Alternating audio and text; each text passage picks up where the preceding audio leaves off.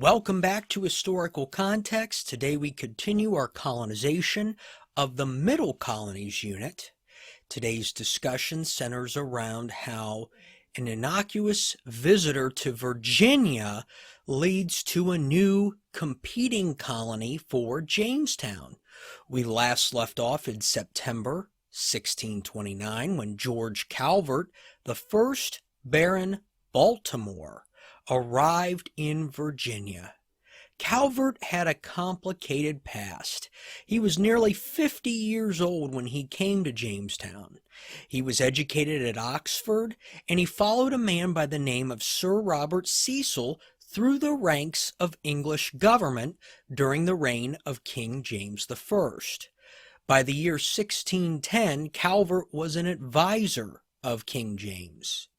He made several trips to several countries in Europe on behalf of the king and of England.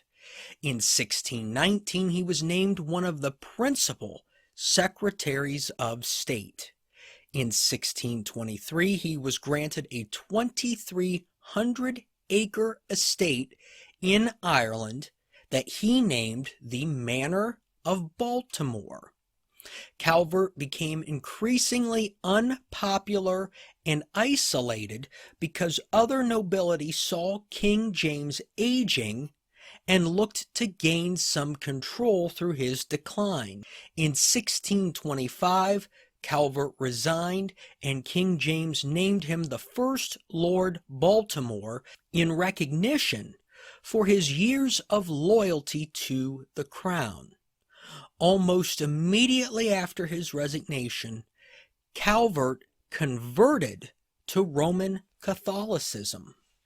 Calvert was also a land proprietor in the New World. He owned land in what we know today as Newfoundland. After James I died, King Charles I, his son and successor, briefly sought Calvert's counsel, but nothing came of it, and Calvert was given leave to pursue his interest in Newfoundland.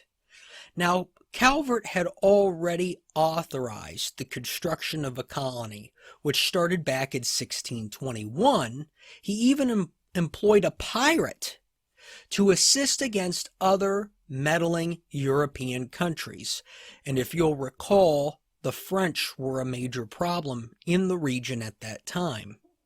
Calvert personally went to Newfoundland in the summer of 1627, but only stayed a couple of months. He would return in 1628 with his second wife and many of his children. Unfortunately, war with France had found its way to the New World, where Calvert was constantly having to defend his fishing ships against French attack. Calvert did have success capturing French warships and returning them to England, so I'm sure that helped the colony. Calvert had religious services in his home because it was the only structure large enough in the colony to hold that many people. And in an interesting show of free worship, there was a space in the home for the Anglicans to have their services and the Catholics to have their services. Now, we know from history that it's only a matter of time before things boil over, and according to Calvert, it was the Anglican minister who first had a problem with this setup. After fighting with Lord Baltimore, he was sent back to England, where he reported the incidents to the Privy Council. And remember, England is of a different religion at the time than Calvert was. Formal charges were never filed, and this was likely due to Calvert's standing in English society. While one would think that religious strife would be Calvert's undoing in Newfoundland, it was actually the winter of 1628-29. The cold was awful, not clearing out until May, and half the colony was sick, making Calvert's home a hospital. He petitioned King Charles I for a new colony. Let's have a look at the writing. Quote, "I met with greater difficulties and encumbrances here, which in this place are no longer to be resisted, but enforce me presently to quit my residence and to shift to some other warmer climate of this new world, where the winters be shorter and less rigorous. Calvert, as I said earlier, was about 50 years old, which is considered much older compared to today's standards. So the biting cold of that winter really likely had horrible health effects on him as well. Calvert did mention that he wanted to leave the colony of Newfoundland to the fishermen, as they were best suited to handle the weather. So Calvert isn't talking about dissolving Newfoundland. He's talking about personally leaving and going elsewhere. The king replied that he suggested Calvert come home to England, as his health and age really left him unfit to start new plantations. Before the king's letter could get to Newfoundland, Calvert sent his children back to England and left with his wife and servants for Virginia. I bet that made King Charles real happy. The Jamestown colonists did not provide the warmest of welcomes. They asked him to take the oaths of supremacy and allegiance, which he refused, and therefore he was ejected from the colony. So Calvert almost immediately rubbed people the wrong way. And if you think about the history here, Calvert was probably one of the, if not the highest ranking Englishman to set foot in Jamestown. So he wasn't just some peasant or merchant.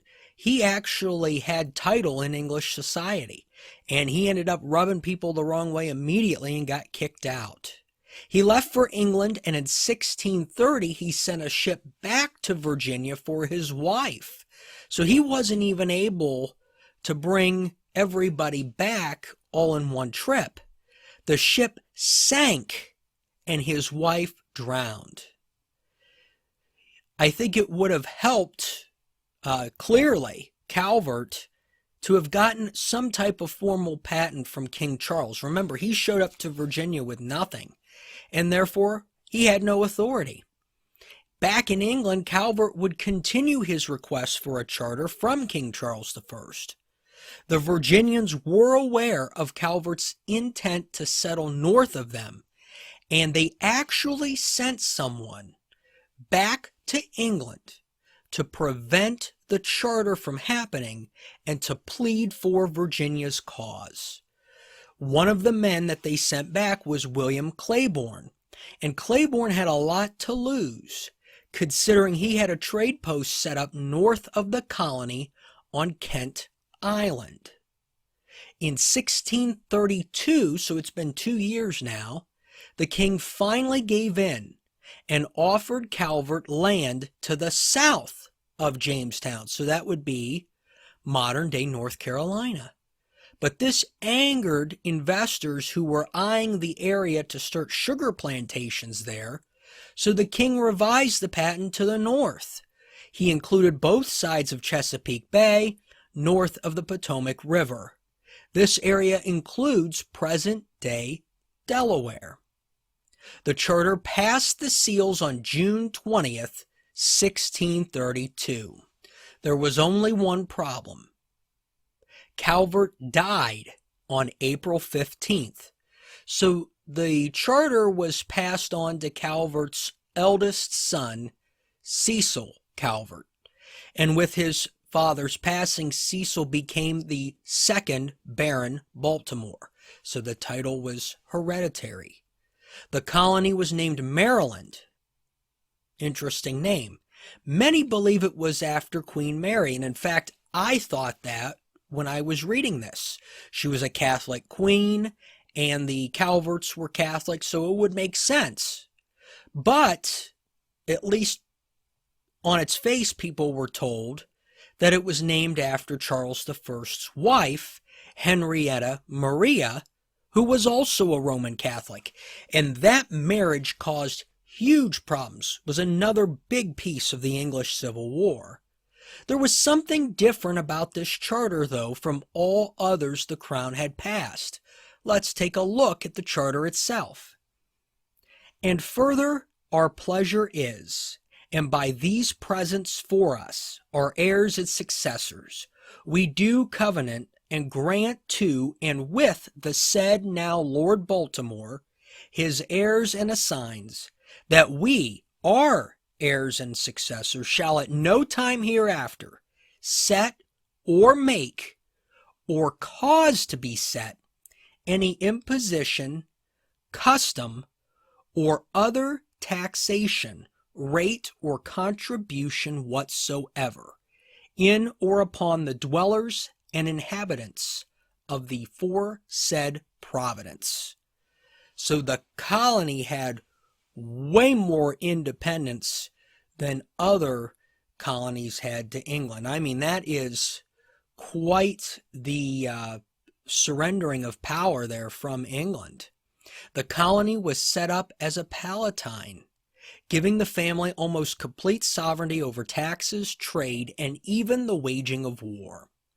The Calvert family would have to pay a fee of 1/5 of all gold and silver found, and the delivery of 2 Native American arrows to the royal castle each Easter.